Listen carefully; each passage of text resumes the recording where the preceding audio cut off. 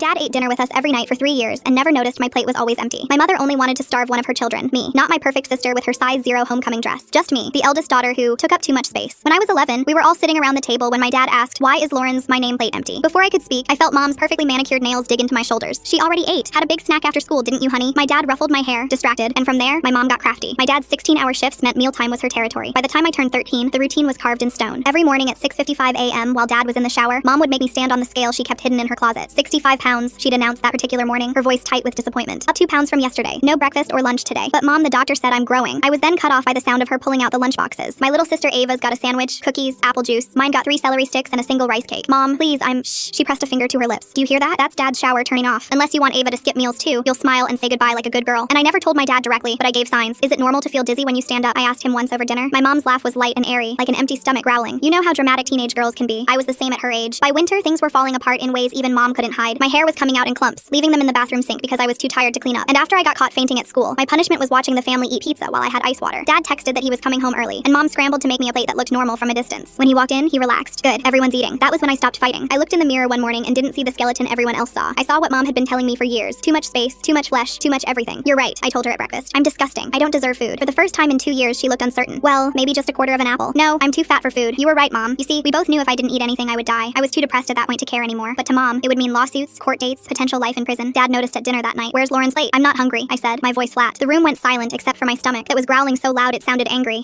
Mom started. But for once, she didn't have a lie ready. I haven't seen Lauren eat in 3 days, Dad said slowly, like he was putting pieces together. 2 days later, I collapsed right in front of him. We need to take her to the hospital. So you don't trust me? I'm her mother, my mom responded sharply. That's not what Are you seriously undermining me in front of the girls? Her voice cracked. I do everything, and it's still not enough for you. I'm sorry, you're right, you've been handling it. He dropped it. Then came my award ceremony in May. I won an academic achievement award. Turns out when you can't sleep from hunger, you have a lot of time to study. Walking to the stage felt like moving through water. And on the way up, my dress rode up to show my legs that looked like chicken bones. Someone gasped when I collapsed to the floor, unable to move. Lauren! Dad's voice cut through everything. He was standing, finally seeing what the baggy clothes had hidden. Mom rushed the stage like she'd been shot from a cannon. Eat something, she was screaming, trying to force it into my mouth in front of 300 people. But mom, I said into the microphone, calm as death, you said I'm too fat. Remember? Every morning when you weigh me, Dad's entire face stretched as everything clicked at once. The last thing I heard before passing out was Ava's voice, high and scared, finally telling the truth. Mom made me put laxatives in Lauren's food when she did eat. I woke up in the hospital to the sound of Dad crying. 73 pounds, he kept saying. My daughter weighs 73 pounds and I ate dinner with her every night. The doctor's voice was professionally calm, but I could hear the undercurrent of disgust. Mr. Hayes, she's been systematically starved for approximately 3 years. Her heart shows signs of chronic malnutrition. If she'd continued for another 48 hours, we'd be having a very different conversation. Mom played her last card from across the room where a security guard was watching her. He made me do it, she said, voice steady as a snake. He's obsessed with having thin daughters. I was protecting her from worse. They removed Dad from the house that night, pending investigation. Mom's story was convincing enough to create doubt, and Ava was too scared to say anything. And as I lay in the hospital bed, surrounded by heart monitors and IV drips, I smiled, because I knew what I had to do to get revenge on Mom and make it right. Full story on my channel, link below.